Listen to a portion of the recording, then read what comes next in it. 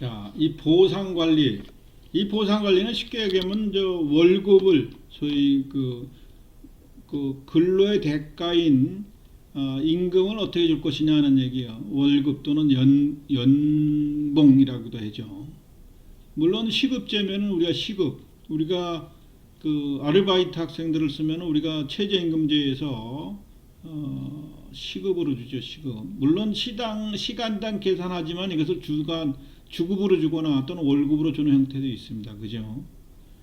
소위 그 최저임금이 2011년도에 올해입니다. 올해 기준으로 8,720원인데 이것을 그 일부 노동계에서는 이것을 만 얼마로 해달라는 요구를 강력하게 했었죠. 그러나 그게 이제 성공을 못했는데 지금 그 시급이 8,720원이면요 한 5년 전보다 한 2배 이상 올라간 거예요. 이게 이제 소위 그 소규모 기업이라든가 일반 중소기업뿐만 아니라 일반 그 가게 이런 자영업자들 경우에는 너무나 큰 부담이 되는 거예요. 즉 이거 보세요. 4대 보험료 납부 165만 8,934원이 되니까 이게 어떤 조그마한 기업은 월급이 이렇게 안 되는 데도 꽤 많거든요. 그러니까 시급보다도 적게 주는 월급을 적게 주는 회사들도 꽤 있는데 이게 이제 알바를 이 정도가 이게 최저니까 이렇게 준다는 것은 상당히 부담스럽죠.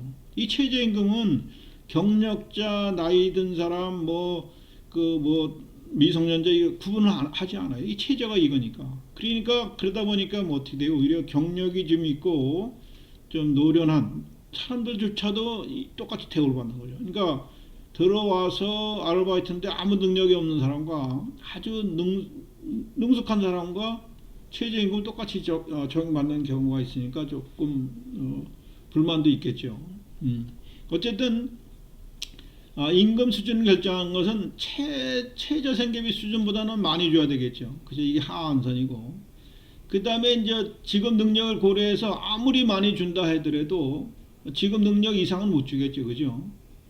보통은 그 사회 일반의 임금 수준을 맞추기는 하는데 회사에 따라서 이게 많이 주는 데도 있고 대학 신입사원의 연봉을 한 5천만 원에서 8천만 원까지 주는 회사도 있습니다. 그러나 낮은 데는 연봉이 2천만 원이 안 되는 데도 있어요.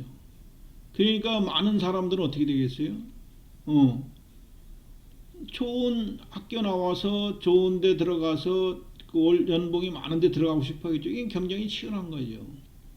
그리고 이제 공부도 안 하고 맨날 탱자 놀면서 그냥 많이 월급 받으려고 하면 이거는 조금 이율배반적이죠. 그죠? 근데 이걸 또 수용을 안 해요. 얘네들은 그냥 그래도 죽어라 노력했잖아. 이걸 수용해야 되는데 잘 안 돼요. 사회가. 여러분 저 의대나 법대 의사가 되면 대부분 연봉들이 높죠. 왜 그래? 근데 걔네들 보세요. 의사가 되려면 얼마나 노력을 합니까? 그죠?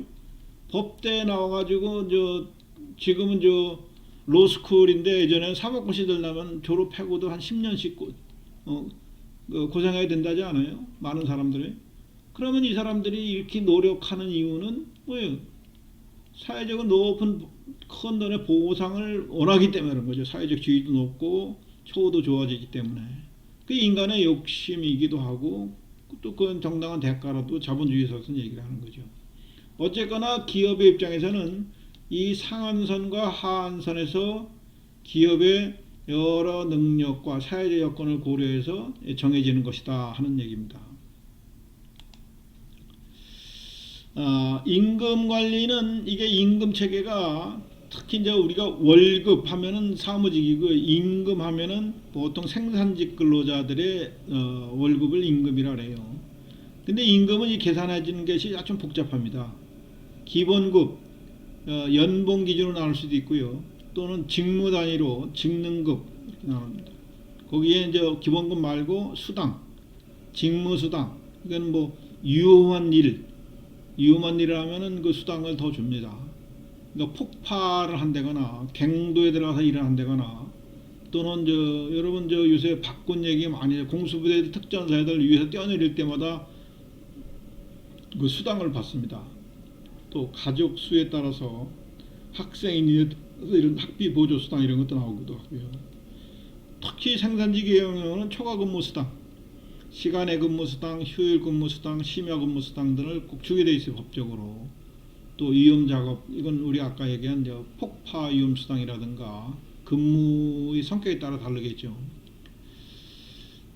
이게 이제 초과 근무 수당은 생산직의 경우에는 분명히 시간에 따라서 성과가 달라진다는 것이 이제 계산이 될 수 있는데, 보통 사무직 근로자의 경우는 참 이거 초과 근무 수당 계산하기가 참 어려워요. 그래서 안 주는 데도 상당히 많이 있습니다, 사실은. 그 다음에 상여금이라는 게 상으로 급여를 두는 것이다. 이래서 상여금, 이게 보너스라는 거예요. 그 다음에 퇴직금 최저 기준은 우리 근로자 퇴직급여 보장법에 의해서 우리 쉽게 얘기하면은 근속 곱하기 한 달 평균 임금만큼을 퇴직금으로 받게 돼 있어요. 받을 수 있게 돼 있습니다. 지금은 퇴직 연금에 의해서 받게 되죠. 퇴직 연금은 들도록 돼 있죠. 그래서 큰 회사의 경우는 만약에 그 회사 직원이 삼성그룹 같은 경우는 15만 명이죠. 이건 일일이 계산하는 엄청 힘든 일이에요. 그죠? 그래서 회사 규모가 몇백 명 정도 되면요, 하루 종일 매일 회사 나가서 이것만 계산하는 친구들도 꽤 있어요. 업무 일지를 써가면서 거기 근무 일자 다 계산하고 시간 계산해가지고 수당도 계산하는 경우도 꽤 있습니다. 어떤 경우는 기본급이나 수당보다도 이게 더 많은 경우도 있습니다. 월급보다.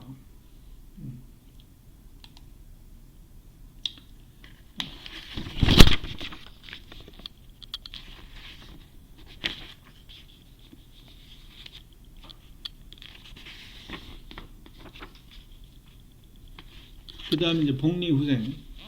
복리후생도 특히 이제 오늘날 우리가 기본적인 먹거리, 의식주가 해결되면서 특히 사기, 동기부여나 사기 진작에 있어서 이 보상관리 중 특히 이제 복리후생이 엄청 중요시하게 되어 있습니다. 그러니까 회사가 월급이 좋은 것도 중요한데 복리후생이 얼마큼 잘 돼 있느냐, 이게 중요한 거죠. 내가 지금은 뭐 기억을 하지 못하지만은 이게 이제 IT 그룹인데, IT 기업인데, 최첨단 IT 기업인데, 점심 식사가 호텔에서 먹는 3만 원급 이상의 식사가 점심에 부여되는 거예요. 제공되는 거예요. 그러면 참 회사 밥 먹기 위해서도 가고 싶을 정도로 진짜 잘 나옵니다. 최고급 레스토랑에 먹는 거 이상으로 요리들이 나와요. 매일. 그리고 이제 이 복지시설이 잘 돼 있는 데는 항상 회사 내에 운동 시설이 항상 돼 있어서, 또 스파 시설도 돼 있는 데도 있고, 그리고 이제 또 아동들 유부녀 유부남들을 위해서 아동을 데려다 놓고 회사 일을 열심히 하라는 타가 시설이 잘 돼 있는 데도 있고요.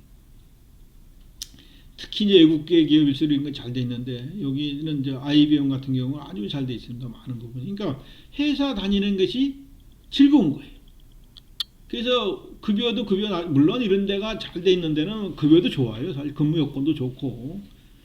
그래서 어쨌거나 종업원의 복지 향상을 위해 시행되는 임금 이외의 간접적인 모든 것의 급부, 이 급부라는 것은 회사에서 주어지는 것, 뭐 옷이라든가 무슨 가전제품이라든가 여러 가지 서비스까지 다 포함해서 한다는 얘기예요. 종업원의 노동력을 유지 발전시켜 종업원의 능력을 최대로 발휘하게 함으로써 생산성 향상을 도모시키고 종업원의 경제적, 문화적 생활 향상을 목적으로 하는 제도를 우리 총칭해서 복리후생이라고 한다. 거제도에 있는 어느 선박회사는 매년마다가 이제 문화적으로 좀 많이 떨어져 있으니까, 그래서 문화적으로 충족시키기 위해서 매년 유명한 뮤지컬을 초청해 가지고 자기 회사 직원들한테 거제도 사니까 그거를 항상 볼 수 있게 해주고요. 또 유명한 가수 또는 오페라 가곡 뭐 이런 걸 초치에다가 공연을 항상 해주는 회사도 있어요. 그리고 또 거기 내려와 있는 자녀들한테 교육 환경을 위해서 최고의 학교를 거제도 내에서 삼성이라든가 대우 같은데 두 군데가 거제도에 있는데, 그 분야가 아주 삼성이 엄청 잘 돼 있습니다. 삼성조선소가 잘 돼 있었습니다. 이것이 이제 그 근무하는 종업원들의 사기 문제뿐만 아니라 그죠? 그러니까 더 다니고 싶어하는 이런 생각을 갖게 되죠.